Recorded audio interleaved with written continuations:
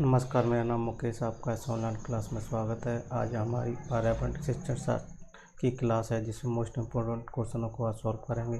तो देखो, सबसे पहले अपन देखते हैं। सबसे पहले अपन पर्यावरण अध्ययन के शिक्षक के सबसे पहला क्वेश्चन अपन पर्यावरण अध्ययन के शिक्षक के रूप में चिड़ियाघर के भ्रमण का आयोजन करने का मुख्य उद्देश्य होना चाहिए। क्या होना चाहिए? तो देखो, पर्यावरण अध्ययन के शिक्षक के रूप में चिड़ियाघर के भ्रमण का आयोजन करने का मुख्य उद्देश्य होना चाहिए। तो इसमें देखो अपना आंसर कौन सा होगा कि पर्यावरण अध्ययन के शिक्षक के रूप में चिड़ियाघर के भ्रमण का आयोजन करने का मुख्य उद्देश्य होना चाहिए। मुख्य उद्देश्य क्या होना चाहिए? क्या शिक्षा की गुणवत्ता के बारे में अभिभावकों को संतुष्ट करना है, या शिक्षार्थियों को आनंद और मज़ा उपलब्ध कराना है, या सी ऑप्शन है नित्य शिक्षण कार्यक्रम की एक सरलता को बदलना है, या डी ऑप्शन है विद्यार्थियों को सक्रिय अधिगम अनुभव उपलब्ध कराना है। कौन सा आंसर सही होगा? तो देखो, इसमें 1 बाय 1 करके ऑप्शन की तरफ चलते हैं और देखते जाते हैं कौन सा ऑप्शन सही है अपना, कौन सा गलत है। तो देखो,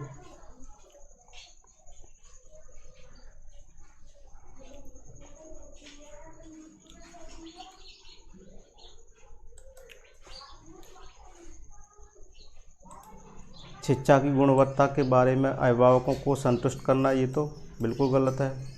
शिक्षार्थियों को आनंद उपलब्ध कराना भी क्या हुआ? पर्यावरण के अध्ययन के शिक्षक के रूप में चिड़ियाघर के भ्रमण का आयोजन करने का मुख्य उद्देश्य ये नहीं है कि शिक्षार्थियों को आनंद और मज़ा उपलब्ध कराना हो। नृत्य शिक्षण कार्यक्रम की एक सरलता को बदलना, ये भी नहीं है। तो ये क्या है? 10 शिक्षार्थियों को सक्रिय अधिगम अनुभव उपलब्ध कराना। कौन सा आंसर होगा? सक्रिय अधिगम अनुभव उपलब्ध कराना। ये क्या होगा? मुख्य उद्देश्य होगा उस चिड़ियाघर में भ्रमण के आयोजन का। क्या होगा? शिक्षार्थियों को सक्रिय अधिगम अनुभव उपलब्ध कराना। ये अपना क्या रहेगा? मुख्य उद्देश्य रहेगा। अब देखो, अगला प्रश्न है प्रश्न क्रमांक 2। सामाजिक विज्ञान के संदर्भ में पर्यावरण अध्ययन पढ़ने का निम्नलिखित में से कौन सा उद्देश्य नहीं है? देखो, सामाजिक विज्ञान के संदर्भ में क्या है? सामाजिक विज्ञान के संदर्भ में पर्यावरण अध्ययन पढ़ने का निम्नलिखित में से कौन सा उद्देश्य नहीं है? कौन सा उद्देश्य नहीं है कि सामाजिक विज्ञान के संदर्भ में पर्यावरण अध्ययन पढ़ने का सामाजिक विज्ञान के संदर्भ में पर्यावरण अध्ययन पढ़ने का निम्नलिखित में से कौन सा उद्देश्य नहीं है?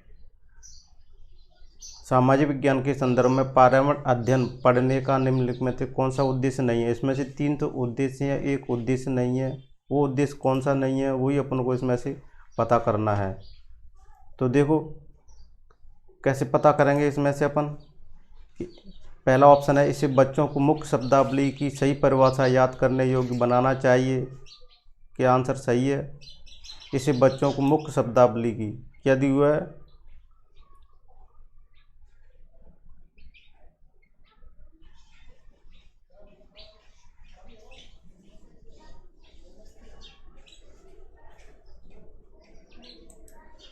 देखो, कौन सा उद्देश्य नहीं है? इसे बच्चों को मुख्य शब्दावली की सही परिभाषा याद करने योग्य बनाना चाहिए। वह इसे शिक्षार्थियों को विद्यमान विचारों और अभ्यासों पर प्रश्न करने योग्य बनाना चाहिए। इसे बच्चों को समाज के एक जिम्मेदार सदस्य के रूप में बढ़ने योग्य बनाना चाहिए। इसे बच्चों को सांस्कृतिक अभ्यासों की विविधता का सम्मान करने योग्य बनाना चाहिए। कौन सा उद्देश्य नहीं है वो अपन को देखना है। तो देखो, इस बच्चों की सांस्कृतिक अभ्यासों की विविधता का सम्मान करने योग्य बनाना चाहिए, इसका मुख्य उद्देश्य है। इसे बच्चों को समाज के जिम्मेदार सदस्य के रूप में बढ़ने योग्य बनाना चाहिए, ये भी क्या है? एक उद्देश्य है। अब देखो, इस शिक्षार्थियों को विद्यमान विचारों अभ्यासों पर प्रश्न करने योग्य बनाना चाहिए, ये भी सही है, मुख्य उद्देश्य है। लेकिन इसके निमित्त मुख्य उद्देश्य नहीं है। इसे बच्चों को मुख्य शब्दावली की सही परिभाषा याद करने योग्य बनाना चाहिए, तो ये उद्देश्य नहीं है। तो अपना आंसर कौन सा हो जाएगा? ये वाला अपना आंसर हो जाएगा। तो अपना कौन सा आंसर हो गया आप कमेंट्स बॉक्स में लिखते जाइएगा।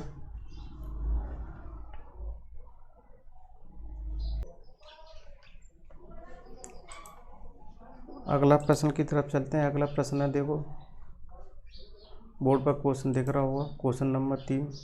क्वेश्चन नंबर 3 को अपन ध्यान से पढ़ेंगे और अपन स्लो में पढ़ेंगे, ठीक है। देखो, शिक्षिका कविता पर्यावरण अध्ययन की कक्षा में गरीबी, निरक्षरता और वर्ग असमानता जैसे सामाजिक मुद्दों पर बल देना चाहती है। एक शिक्षिका है, कविता पर और पर्यावरण अध्ययन की कक्षा में क्या है, गरीबी, निरक्षरता और वर्ग असमानता होती है जैसे सामाजिक मुद्दों पर बल देना चाहती है। तो निम्नलिखित में से कौन सा अधिगम अनुभव इस उद्देश्य की प्राप्ति में अधिक प्रभावी होगा। क्वेश्चन को मैंने पढ़ा वो आपको समझ में आया होगा। क्वेश्चन को ध्यान से पढ़ो, क्वेश्चन क्या कहता है अपना, तब जाके कहीं ऑप्शन को सॉल्व कर सकते हैं। तो देखो, शिक्षिका कविता पर्यावरण अध्ययन की कक्षा में गरीबी, निरक्षरता और वर्ग असमानता जैसे सामाजिक मुद्दों पर बल देना चाहती है। निम्नलिखित में से कौन सा अधिगम अनुभव इस उद्देश्य की प्राप्ति में अधिक प्रभावी होगा। तो कौन सा अधिक प्रभावी होगा? क्या शिक्षार्थियों को संबंधित मुद्दों पर स्लोगन लिखने को कहना, शिक्षार्थियों को संबंधित मुद्दों पर स्लोगन लिखने को कहना, संबंधित मुद्दों पर विशेष व्याख्यानों का आयोजन करना, शिक्षार्थियों को संबंधित सामाजिक मुद्दों पर चार्ट तैयार करने के लिए कहना, शिक्षार्थियों को संबंधित जानकारी एकत्रित करने और उनका विश्लेषण करने के लिए, शिक्षार्थियों को संबंधित जानकारी एकत्रित करने, शिक्षार्थियों को संबंधित जानकारी एकत्रित करने और उनका विश्लेषण करने के लिए सामूहिक परियोजना लेने के लिए कहना। देखो कौन सा इसमें ऑप्शन है। इसमें क्या पूछा, सबसे उद्देश्य की सबसे प्रभावी कौन होगा। प्रभावी तो सभी होंगे, लेकिन सबसे अच्छा प्रभावी कौन सा होगा, अधिक प्रभावी कौन सा होगा, वो ऑप्शन देखना है। इसमें 4 ऑप्शन प्रभावी हैं, लेकिन देखो क्वेश्चन में क्या, यहाँ क्या लिखा है, देखो ये लिखा है अधिक प्रभावी। अधिक प्रभावी वाला ऑप्शन कौन सा है। तो देखो अपन इसमें आंसर की तरफ चलते हैं, कौन सा आंसर होगा वो अपन देखते हैं। तो देखो, शिक्षार्थियों को संबंधित जानकारी एकत्रित करने और उनका विश्लेषण करने के लिए सामूहिक परियोजना लेने के लिए कहना, ये अपना आंसर सही है।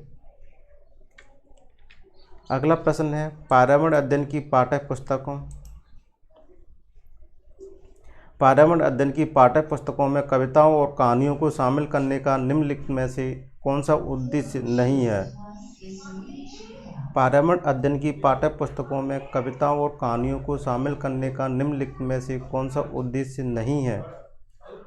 कौन सा उद्देश्य नहीं है।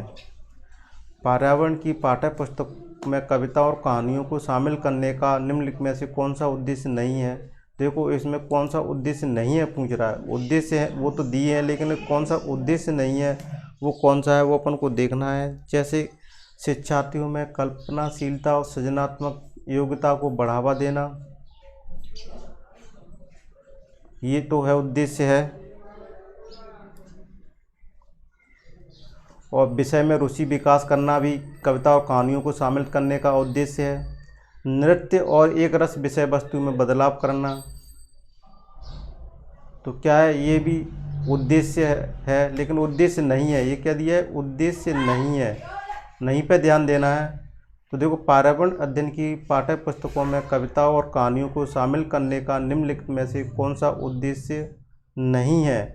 तो अपन नहीं वाले ऑप्शन की तरफ चल रहे हैं। 3 तो अपन कैंसिल वैसे भी कर चुके, ये तो क्या है, उद्देश्य है। तो अपना कौन सा उद्देश्य नहीं होगा, शिक्षार्थियों को आनंद और मज़ा उपलब्ध कराना, ये उद्देश्य नहीं है। तो अपना आंसर ही कौन सा हो जाएगा, द वाला आंसर अपना सही हो जाएगा। अगला प्रश्न है, प्राथमिक स्तर पर पर्यावरण अध्ययन में रचनात्मक आकलन को शामिल नहीं करता।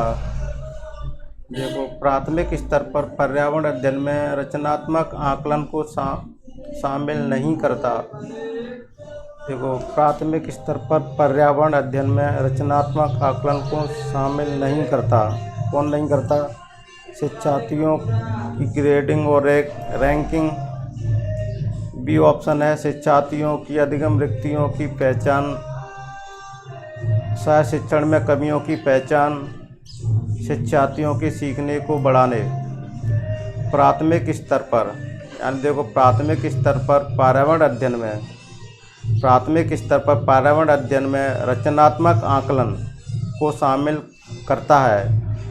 प्राथमिक स्तर पर पर्यावरण अध्ययन में रचनात्मक आकलन को शामिल नहीं करता है। इसमें शामिल करता है शामिल कौन सा करता है? शिक्षार्थियों की ग्रेडिंग और रैंकिंग, शिक्षार्थियों की अधिगम रिक्तियों की पहचान करना, शिक्षण में कमियों की पहचान करना, शिक्षार्थियों को सीखने को बढ़ाने। कौन सा ऑप्शन सही होगा? तो देखो आकलन नहीं करता, शामिल नहीं करता। क्या है? देखो रचनात्मक में रैंकिंग और ग्रेडिंग को शामिल नहीं करना होता है। शिक्षार्थियों को अधिगम रिक्तियों की पहचान करना, शिक्षण में कमियों की पहचान करना, सीखने को बढ़ाने का आदि क्या रचनात्मक शामिल नहीं करता है। कौन नहीं करता? शिक्षण की ग्रेडिंग और रैंकिंग को बढ़ाना। तो अपना आंसर कौन सा होगा? पहला ही वाला आंसर अपना सही हो जाएगा। अब देखो अगला क्वेश्चन है, राष्ट्रीय पाठ्यचर्या की रूपरेखा 2005 के अनुसार प्राथमिक स्तर पर पर्यावरण अध्ययन शिक्षण का मुख्य उद्देश्य होना चाहिए। राष्ट्रीय पाठ्यचर्या की रूपरेखा 2005 के अनुसार प्राथमिक स्तर पर पर्यावरण अध्ययन शिक्षण का मुख्य उद्देश्य होना चाहिए। क्या होना चाहिए? देखो राष्ट्रीय पाठ्यचर्या की रूपरेखा, राष्ट्रीय पाठ्यचर्या की रूपरेखा 2005 के अनुसार प्राथमिक स्तर पर पर्यावरण अध्ययन शिक्षण का मुख्य उद्देश्य होना चाहिए। क्या होना चाहिए मुख्य उद्देश्य? स्वतंत्र रूप से प्रयोग करने की कुशलता अर्जित करना, वह विषय की आधारभूत संकल्पनाओं की आधारभूत समझ का विकास, विषय के आधारभूत सिद्धांतों का स्मरण करना, कच्ची अधिगम को विद्यालय के बाहर के जीवन से जोड़ना। कौन सा ऑप्शन सही है? देखो राष्ट्रीय पाठ्यचर्या की रूपरेखा 2005 के अनुसार प्राथमिक स्तर पर पर्यावरण अध्ययन शिक्षण का प्रमुख उद्देश्य होना चाहिए। क्या होना चाहिए? अपना ऑप्शन कौन सा होगा? कच्ची अधिगम को विद्यालय के बाहर के जीवन से जोड़ना। प्रमुख उद्देश्य होना चाहिए कच्ची अधिगम को विद्यालय के बाहरी जीवन से जोड़ना। अगला प्रश्न है अपना, देखो 7वां क्वेश्चन देखते हैं। 7वां क्वेश्चन दिया है डिस्प्ले पे, बोर्ड पर देखो क्या कह रहा है। निम्नलिखित में से कौन सा प्राथमिक स्तर पर पर्यावरण अध्ययन की पाठ्यचर्या की आवश्यकता के अनुरूप नहीं है? देखो निम्नलिखित में से कौन सा प्राथमिक स्तर पर पर्यावरण अध्ययन की पाठ्यचर्या की आवश्यकता के अनुरूप नहीं है? अपने को पहले क्वेश्चन को समझना, क्वेश्चन क्या कह रहा है, तब जाके कहीं ऑप्शन पर जाना है। तो देखो निम्नलिखित में से क्या दिया है? निम्नलिखित में से प्राथमिक स्तर पर क्या दिया है? निम्नलिखित में से प्राथमिक स्तर पर पर्यावरण अध्ययन की पाठ्यचर्या की आवश्यकता के अनुरूप नहीं है। देखो प्राथमिक स्तर पर पर्यावरण अध्ययन की पाठ्यचर्या की आवश्यकता के अनुरूप नहीं है। पाठ्यचर्या के अनुरूप नहीं है। अनुरूप नहीं है कौन सा ऑप्शन देखना है? अनुरूप है वो पहले ऑप्शन देखना। तो उसे शिक्षार्थियों के मानसिक स्तर के अनुकूल होना चाहिए। तो देखो अनुकूल है ये, तो उसे काम की दुनिया में प्रवेश के लिए शिक्षार्थियों ज्ञान एवं कौशल से लैस करना चाहिए, ये भी अनुकूल है। उसे शिक्षार्थियों में पर्यावरण के सरोकार को उत्पन्न करना चाहिए, ये भी सही है। उसे शिक्षार्थियों को उन पद्धतियों और प्रतिक्रियाओं को अर्जित करने में शामिल रखना चाहिए जो नए ज्ञान को उत्पन्न करने में आगे ले जाएंगे। तो देखो उसे शिक्षार्थियों को उन पद्धतियों और प्रतिक्रियाओं को अर्जित करने में शामिल रखना चाहिए जो नए ज्ञान को उत्पन्न करने में आगे ले जाएंगे। तो क्या आवश्यकता के अनुरूप नहीं है? तो कौन सा है इसमें? कौन सा है सही आंसर? कौन सा है? उसे काम की दुनिया में प्रवेश के लिए शिक्षार्थियों को ज्ञान एवं कौशल से लैस करना चाहिए, ये अनुरूप नहीं है। तो ये कौन सा हो जाएगा अपना आंसर हो जाएगा। 8वां प्रश्न है, देखो पर्यावरण अध्ययन की एक अच्छी पाठ्यचर्या को बच्चों के प्रति सही, जीवन के प्रति सही, विषय के प्रति सही होना चाहिए। तो पर्यावरण अध्ययन की एक अच्छी पाठ्यचर्या को बच्चों के प्रति सही, जीवन के प्रति सही, विषय के प्रति सही होना चाहिए। पाठ्यचर्या को निम्नलिखित विशेषताओं में से कौन सी उपयुक्त आवश्यकताओं को पूरा नहीं करती है? नहीं करती है, ये वाला ऑप्शन दिया हुआ है। तो देखो कौन सा ऑप्शन सही है अपना?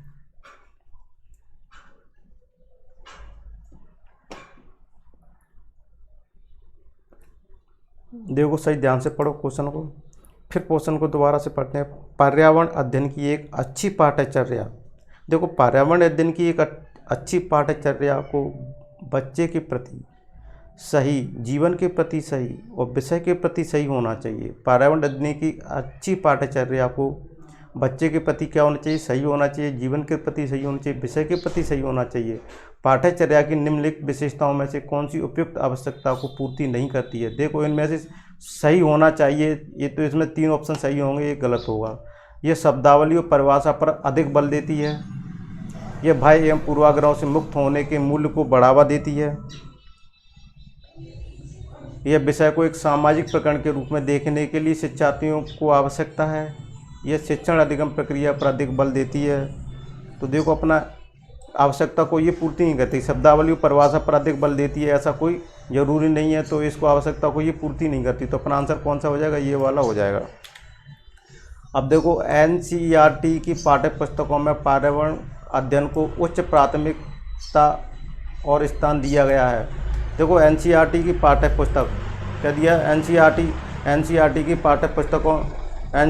पाठ्य पुस्तकों में पर्यावरण अध्ययन को, देखो NCERT की पाठ्य पुस्तकों में पर्यावरण अध्ययन को उच्च प्राथमिक और स्थान दिया गया है। देखो NCERT की पाठ्य पुस्तकों में, देखो NCERT की पाठ्य पुस्तकों में पर्यावरण अध्ययन को उच्च प्राथमिकता और स्थान दिया गया है। क्यों दिया गया है वो अपना ऑप्शन देखो। पहला ऑप्शन है अधिक संख्या में अभ्यास प्रश्नों को शामिल करने के लिए, या विषय की आधारभूत संकल्पनाओं को व्याख्या करने के लिए, या चिंतन और विस्मय के लिए शिक्षार्थियों को अवसर उपलब्ध कराने के लिए, या तकनीकी शब्दावली की सटीक परिभाषाएं उपलब्ध कराने के लिए। कौन सा आंसर इसमें सही है अपना, कौन सा सही है इसमें देखो। NCERT की पाठ्य पुस्तकों में पर्यावरण अध्ययन को उच्च प्राथमिकता और अध्ययन दिया गया है। अधिक संख्या में अभ्यास प्रश्नों को शामिल करने के लिए, विषय की आधारभूत संकल्पनाओं की व्याख्या करने के लिए, चिंतन और विस्मय के लिए शिक्षार्थियों को अवसर उपलब्ध कराने के लिए, तकनीकी शब्दावली की सटीक परिभाषाएं उपलब्ध कराने के लिए। अपना कौन सा आंसर सही होगा,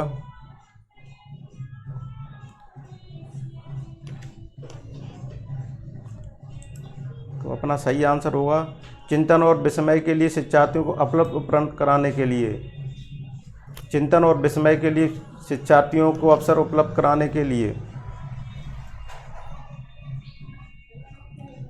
तो अगला प्रश्न है, शिक्षिका नलिनी कक्षा 3 के शिक्षार्थियों को जानवर हमारे साथी प्रकरण से परिचित कराना चाहती है। प्रकरण को और अधिक रोचक तरीके से प्रस्तुत करने के लिए निम्नलिखित में से कौन सी युक्ति सर्वाधिक उपयुक्त होगी। क्या शिक्षार्थियों को पाठ्य पुस्तक में जानवरों को दिए गए चित्रों को देखने के लिए कहना, या वह विभिन्न जानवरों के चित्रों को प्रदर्शित करने वाले चार्ट का उपयोग करना, या विभिन्न जानवरों के चित्रों को स्वयं पट पर बनाना, या जानवरों तथा उनकी उपयोगिता पर आधारित फिल्म प्रदर्शित करना। तो देखो निम्न में कौन सा युक्ति सर्वाधिक उपयुक्त है। उपयुक्त तो सभी है, लेकिन सर्वाधिक कौन सी है, तो देखो सर्वाधिक अपनी ये होगी, जानवरों तथा उनकी उपयोगिता पर आधारित फिल्म प्रदर्शित करना। उसकी जो फिल्म दिखाएंगे उससे ज़्यादा समझ में आएगा। चित्रों की बगैर जब फिल्म दिखाएंगे उसमें चलते हुए जानवरों को सजीव जैसी अनुभूति फीलिंग होती है बच्चों को, तो उसकी उपयोगिता आधारित फिल्म प्रदर्शित अलग होगा। देखो चित्रों को श्याम पट पर बनाना बहुत टफ रहेगा। विभिन्न जानवरों को चित्रों को प्रदर्शित करने वाले चार्ट का उपयोग भी कर सकते हैं, लेकिन फिल्म से ज़्यादा इफेक्ट पड़ेगा बच्चों पर। तो ये अपना द वाला आंसर सही हो जाएगा। अपने इसमें 10 क्वेश्चंस हो गए पूरे। मैं आशा करता हूँ आपको ये वीडियो कैसा लगा, और आपको ये वीडियो अच्छा लगा हो तो कृपया करके इस वीडियो को ज़्यादा से ज़्यादा शेयर कीजिएगा। और अगर आप मेरे YouTube चैनल पर नए हैं तो कृपया करके इसको सब्सक्राइब कीजिएगा, बेल आइकन को भी पुश कीजिएगा, जिससे मेरी क्लास नोटिफिकेशन में आपको मिलती रहेगी, मिस नहीं होगी मेरी कोई भी class. Thank you for watching this video.